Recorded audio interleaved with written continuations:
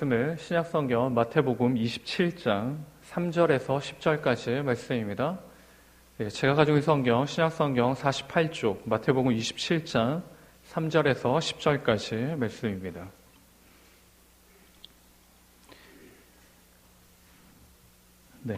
마태복음 27장 3절에서 10절까지의 말씀을 교독하시겠습니다. 27장 3절입니다. 그때 예수를 판 유다가 그의 정죄됨을 보고 스스로 뉘우쳐 그 은 30을 대제사장들과 장로들에게 도로 갖다 주며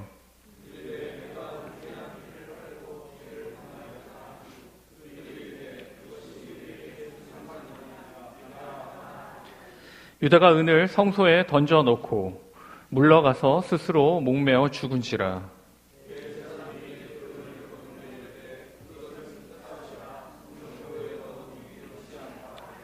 의논한 후 이것으로 토기장의 밭을 사서 나그네의 묘지를 삼았으니 이에 선지자 예레미야를 통하여 하신 말씀이 이루어졌나니 이르렀을 그들이 그 가격 매겨진 자 곧 이스라엘 자손 중에서 가격 매긴 자의 가격 곧 은 30을 가지고 토기장의 밭 값으로 주었으니 이는 주께서 내게 명하신 바와 같으니라 하였더라. 아멘. 아멘. 또 이렇게 오후에 말씀의 자리에 나오신 여러분을 환영하고 축복합니다. 제가 예전에 어른들로부터 가장 많이 들었던 말이 있습니다. 다 때가 있다라는 것입니다. 공부할 때가 있고 놀 때가 있고 또한 여행 다닐 때가 있고 일할 때가 있다는 것입니다. 이 말이 한 해 두 해가 갈수록 정말 똑 맞아 떨어지는 것 같습니다. 때를 잘 알아야 하고 때를 잘 맞추어야 하고 또한 거기에 맞춰서 생각과 행동을 해야 합니다. 오늘 본문에서 때를 잘 파악하지 못하고 제대로 이해하지 못한 한 사람, 가룟 유다가 등장합니다. 지난번에 살펴보았던 것처럼 가룟 유다는 엄청난 죄, 또한 엄청난 잘못을 저질렀습니다. 용서함 받을 수 없는 죄를 지었습니다. 그런 그가 그냥 거기서 끝나지 않고 성경 말씀에 다시 등장하고 있습니다. 그 이유는 무엇인가?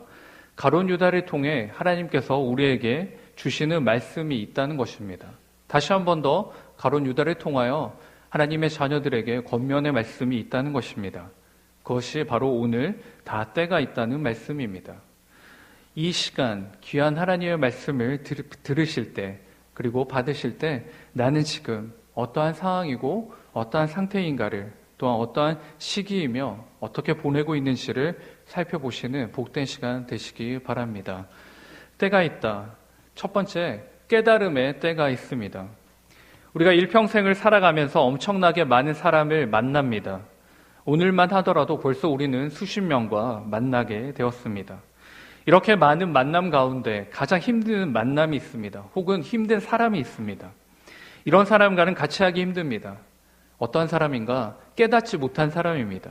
자신의 부족함을 그리고 자신의 잘못을 그리고 자신이 어떻게 말하고 행동하는지를 깨닫지 못한 사람과는 함께하는 것은 여간 어려운 일이 아닐 수 없습니다. 깨닫지 못할 때도 있습니다. 아기일 때 그렇습니다. 그리고 어린이일 때, 그리고 청소년일 때는 잘 깨닫지 못합니다. 그래서 죄를 짓더라도 참작을 하고 또한 보호를 받게 됩니다. 그러나 어른은 그렇지 않습니다. 왜요? 깨달았다라고 생각되는 것이죠. 무엇을 깨달아야 합니까? 오늘 본문에서 말하는 깨달음은 죄를 말합니다. 잘못한 것을 깨달아야 함을 이야기합니다. 오늘 본문에 가룟 유다가 다시 등장합니다. 우리 3절 말씀을 같이 한 목소리로 읽겠습니다. 3절입니다. 시작. 그때 예수를 판 유다가 그의 정죄됨을 보고 스스로 뉘우쳐 그 은 30을 대제사장들과 장로들에게 도로 갖다 주며 3절 말씀에 보시면 스스로 뉘우쳐라고 말씀하고 있습니다. 자신의 잘못을 가룟 유다가 깨달은 것처럼 보입니다. 그런데 이게 그냥 나타나게 된 반응이 아닙니다. 자신이 인지하고 자신이 생각을 해서 반응이 나온 것이 아니라 그가 어떠한 것을 보고 나서 생각한 것입니다. 그것이 무엇입니까? 3절에 보시면 무엇을 보게 됩니까? 유다가 그의 정죄됨을 보고 예수 그리스도의 정죄되는 것을 보고 나서 나온 반응입니다. 이 반응을 보고 혹자들은 가룟 유다가 죄를 깨달았다라고 주장합니다. 그런데 그렇지 않습니다. 가룟 유다는 깨달음의 시기가 먼저 있었습니다. 언제 먼저 자신의 죄를 깨달아야 됩니까? 주님과 만찬의 자리에서 깨달아야 했습니다. 그때가 최적기였습니다. 그러나 그때 깨닫지 못한 가룟 유다는 어떻게 됩니까? 히브리서 6장 6절 말씀에 타락한 자들은 다시 새롭게 하여 회개하게 할 수 없나니 이는 그들이 하나님의 아들을 다시 십자가에 못 박아 드러내놓고 욕되게 함이라 라고 말씀합니다. 즉 본문이 말하는 자신의 잘못을 깨달은 것은 잘못을, 그 죄를 회개한 것이 아니라 심신의 변화가 생긴 겁니다. 감정이 생긴 것이죠.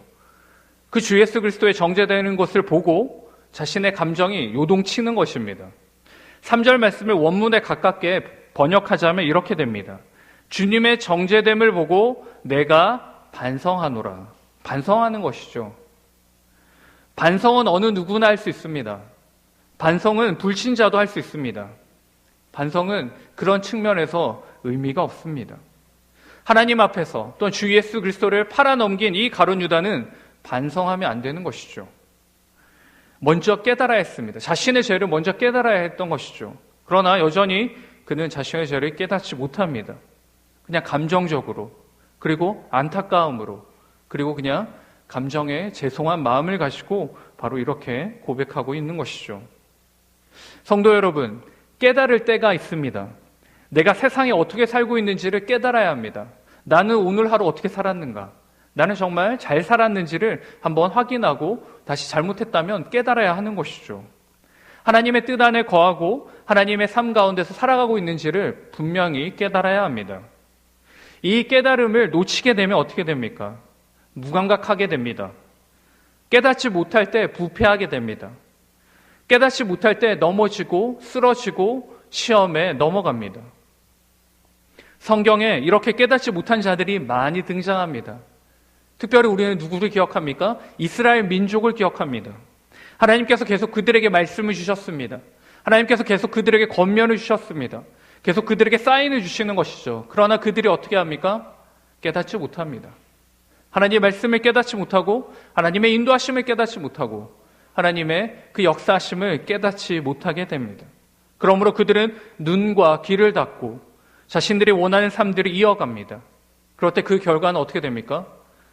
진노와 하나님께서 벌을 내리신 것을 우리는 말씀을 통해 기억하고 있습니다. 그럼 어떻게 우리는 우리의 깨달음을 확인할 수 있습니까? 어떻게 우리의 깨달음을 확인할 수 있습니까? 가룟 유다는 깨달음을 확인할 수 있는 시기가 있었고 그 방법이 있었습니다. 무엇이었습니까? 주님의 말씀입니다. 주님이 분명히 이야기해 주셨습니다. 네가 나를 팔 것이다. 그러나 가룟 유다는 그것을 깨닫지 못했습니다. 그 말씀을 깨닫지 못했습니다. 가룟 유다는 주님의 말씀을 들었을 때 그것이 바로 깨달을 시기였습니다. 때였습니다. 하지만 그 말씀을 무시했을 때 그는 철저하게 돌아올 수 없는 길을 건너게 되는 것이죠. 사랑하는 성도 여러분, 깨달을 때가 있습니다. 그냥 깨달을 수 있는 것이 아닙니다. 그냥 한번 빵 이렇게 치는 것이 아닙니다. 어떻게 깨달을 수 있습니까? 주님의 말씀을 들을 때 알게 됩니다. 그런데 듣는 데서 멈추면 안 되는 것이죠. 들을 때 주의를 깊고 정말 최선을 다해서 하나님 말씀을 들을 때 우리는 깨달을 수 있는 것이죠. 말씀을 들음으로 우리는 깨달음을 얻습니다. 말씀을 묵상함으로 우리는 깨달음을 받습니다. 그리고 말씀을 듣고 묵상할 때 우리는 우리의 때를 확인할 수 있는 것이죠. 사랑하는 성도 여러분, 저와 여러분이 때를 놓치지 않길 바랍니다. 우리의 죄를 확인할 수 있는 때를 절대로 놓치지 않기를 바랍니다.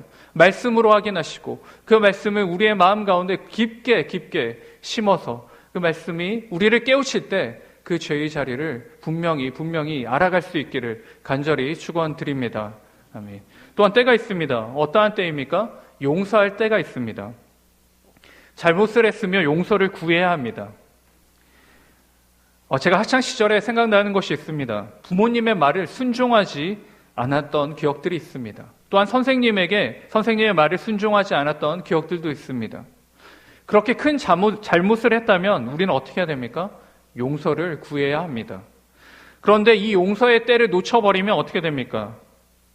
용서를 구할 수도 없고 용서를 받을 수도 없습니다. 종종 부모님께 잘못을 하고 용서를 구하지 않다가 부모님께서 세상을 떠나시면 후회하는 그런 모습들을 보게 됩니다. 다 때가 있다는 것이죠. 그런데 이 용서를 구하거나 용서받기 위한 전제 조건이 있습니다. 그것은 알아야 합니다. 내가 무엇을 잘못했는지, 어떤 상황인지 이것이 제대로 알아야지 용서를 구합니다. 가룟 유다는 용서의 때를 이상하게 사용하였습니다. 우리 다시 한 번 더 3절 하반절을 보도록 하겠습니다. 3절에 보시면 그때 예수를 판 유다가 그의 정죄됨을 보고 스스로 뉘우쳐 그 은 30을 대제사장들과 장로들에게 도로 갖다 주며 라고 나오고 있습니다. 3절 하반절 말씀해 보시면 가룟 유다가 무엇을 합니까? 다시 대제사장들에게 찾아갑니다. 이 말씀은 26장 14절 말씀과 같이 가게 됩니다. 26장 14절 말씀에도 가룟 유다가 대제사장들에게 찾아갑니다. 26장에는 그가 왜 찾아갑니까? 예수님을 팔겠다라고 찾아갑니다. 근데 지금 이가 왜 찾아갑니까? 고백합니다. 용서를 구합니다. 4절 말씀에 보면 이렇게 기록되어 있습니다. 4절을 같이 읽습니다. 시작. 이럴 때 내가 무죄한 피를 팔고 죄를 범하였도다 하니 그들이 이르되 그것이 우리에게 무슨 상관이냐? 네가 당하라 하거늘. 4절 말씀에 보시면 가룟 유다가 고백합니다. 죄를 고백합니다. 내가 무죄한 피를 팔고 죄를 범하였도다. 이것은 자신의 잘못을 고백하는 것처럼 보이지만 이 말씀의 궁극적인 목표는 무엇이냐? 예수 그리스도가 죄가 없다는 것입니다. 예수 그리스도의 죄가 없음을 분명히 선포해주고 있는 것입니다. 어쨌거나 그가 이런 고백을 합니다. 자신의 죄를 말합니다. 그런데 죄를 지었으면 누구에게 용서를 받아야 됩니까? 잘못한 사람에게 가서 용서를 받아야 합니다. 내가 잘못한 사람에게 가서 용서를 구할 때 진정한 용서가 되는 것입니다. 이 죄 용서를 가룟 유다는 대제사장들과 서기관 앞에서 고백합니다. 상식적이지 않습니다. 잘못한 사람에게 가서 구해야지 그것이 용서인 것이죠. 그리고 용서를 구하는 모습이 됩니다. 적어도 가룟 유다는 누구에게 가서 용서를 구해야 됩니까? 주님께 가서 구해야 되는 것이죠. 그리고 제자들에게 가서 자신의 잘못을 고백해야 합니다. 이것이 당연한데도 불구하고 그는 이상한 곳에 가서 고백합니다. 이 고백을 들은 대제사장들이 어떻게 합니까? 신경도 쓰지 않습니다. 가룟 유다와 경중은 다르지만 비슷하게 죄를 지은 사람이 있습니다. 바로 앞장에 등장하는 베드로입니다. 우리가 기억하고 있듯이 그는 분명히 예수님을 부인하지 않을 것임을 맹세했습니다. 그런데 그가 어떻게 합니까? 우리 주님을 부인합니다. 여기까지는 가룟 유다와 비슷합니다. 판자나 부인한 자나 비슷하지 않습니까? 그런데 그 뒤에가 다릅니다. 마태복음 26장 75절에 보시면 베드로가 가서 어떻게 합니까? 그가 밖에 가서 심히 통곡합니다. 심히 회개하는 것이죠. 자신의 죄를 가지고 심히 애통합니다. 베드로와 가룟 유다의 차이점을 찾으셨습니까? 베드로는 자신이 자신이 고백한 그 엄청난 죄를 가지고 통곡하며 회개합니다. 가룟 유다는 어떻습니까? 자신의 잘못한 것을 가지고 엄한 사람에게 가서 고백하고 있습니다. 그것이 받아들여지지 않자 스스로 목숨을 버리게 되는 것입니다. 사랑하는 성도 여러분, 용서할 때가 있습니다. 우리 주님이 용서를 해주실 때가 있습니다. 저와 여러분의 죄를 용서해 주실 때가 있습니다. 이 때를 놓쳐버리면 용서를 받을 수 없습니다. 우리 주님이 용서해 주실 때가 언제인가? 우리가 죄를 고백할 때입니다. 우리가 범한 죄에 대해 변명하지 않고 우리가 범한 죄에 대해 하나님의 영광을 가리우는 일들을 했을 때 그냥 변명하는 것이 아니라 그냥 옆 사람에게 흘려보내는 것이 아니라 그냥 아무 일 없이 그냥 넘어가려고 하는 것이 아니라 하나님께 진정으로 그 죄를 가지고 고백하고 용서를 구하며 나아갈 때 우리는 용서를 받을 수 있는 것입니다. 그것이 바로 유일한 때입니다. 저와 여러분은 지난 한 주간도 치열하게 세상에서 살아갔습니다. 우리랑 가룟 유다와 다른 점이 있습니까? 물론 우리가 생각할 때 가룟 유다와는 결이 다릅니다. 또한 사도 베드로의 부인하고 우리는 전혀 다릅니다. 우리는 부인하지 않습니다. 그러나 말씀을 계속해서 묵상하고 가룟 유다의 그 행동들을 볼 때 고개를 들 수 없는 것입니다. 우리의 삶에서 정말 하나님의 영광을 위하여, 하나님의 영광을 위하여, 하나님의 이름을 위하여 매 순간순간마다 치열하게 살았는지 돌아봐야 하는 것입니다.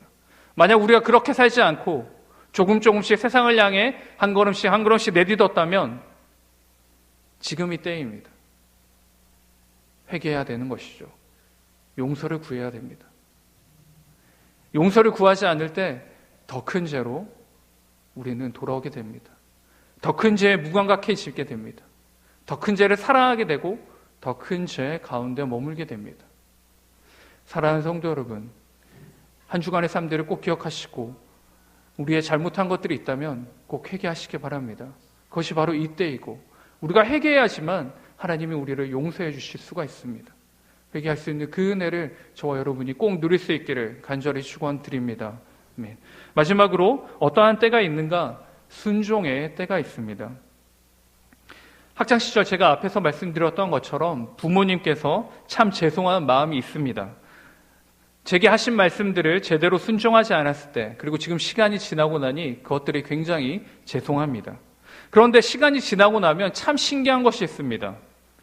부모님이 제게 하신 말 중에 거의 대부분이 맞는 말씀이었다는 것이죠. 저와 여러분이 이렇게 예배의 자리에 함께하는 이유가 있습니다. 왜 이 자리에 나오는가? 왜 이렇게 가을 아름다운 날씨 가운데 우리가 이 예배의 자리에 함께하는가? 그것은 바로 저와 여러분이 순종하기 때문입니다.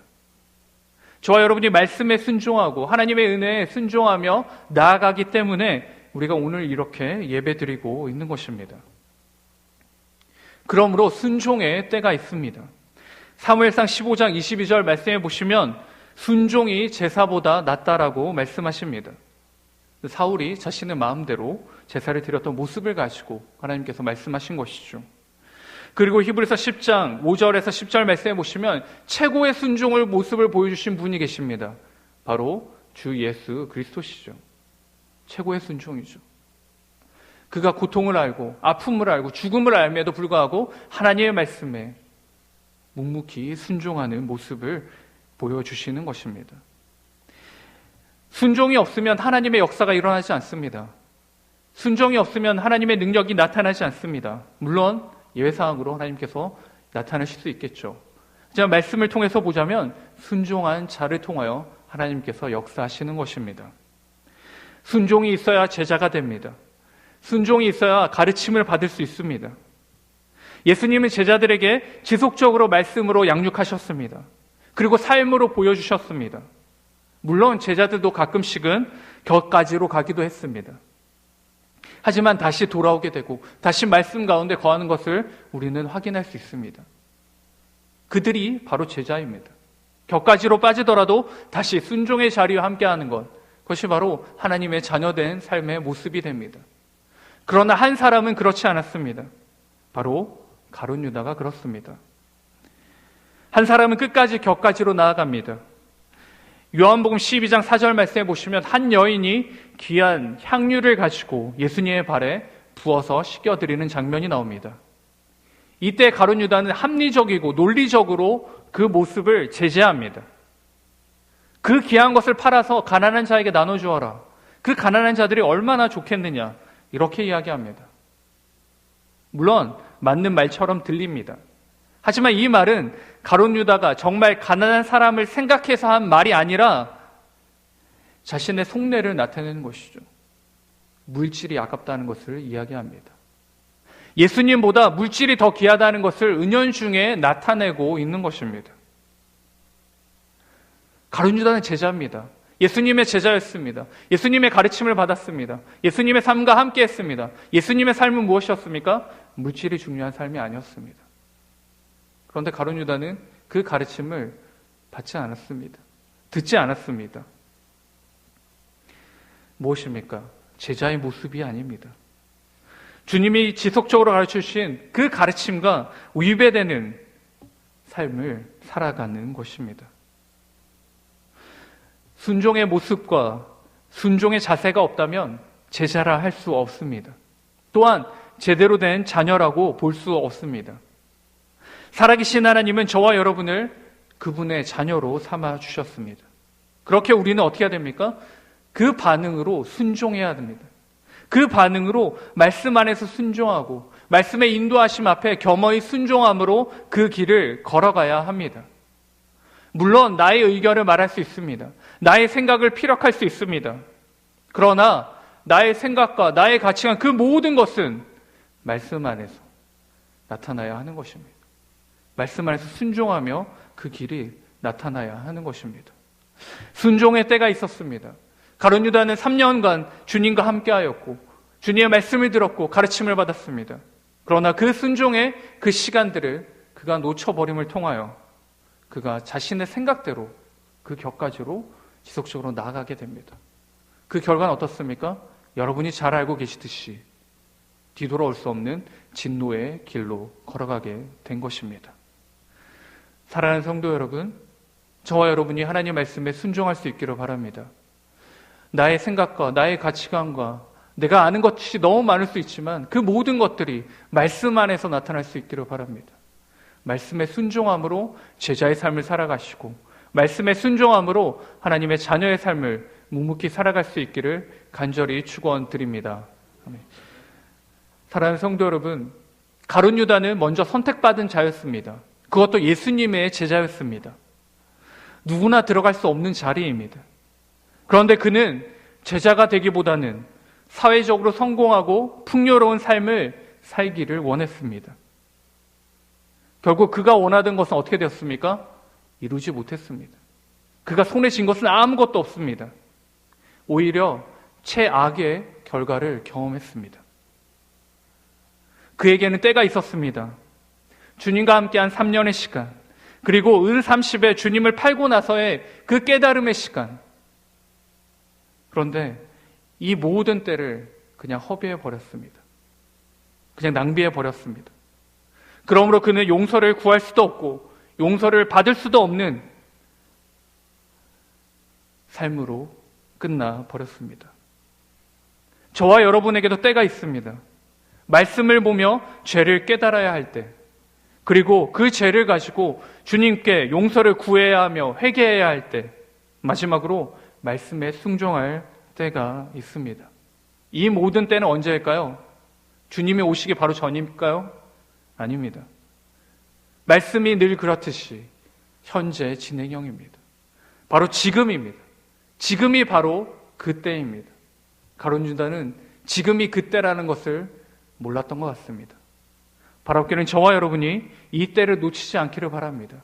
지금이 우리가 하나님 말씀에 순종할 때이고, 지금이 우리가 하나님께 용서를 구할 때이고, 지금이 말씀으로 우리의 죄를 확인할 때임을 꼭 명심하시고 매일매일 매 순간순간마다 하나님의 자녀, 또한 하나님의 권속으로 살아갈 수 있기를 간절히 축원드립니다.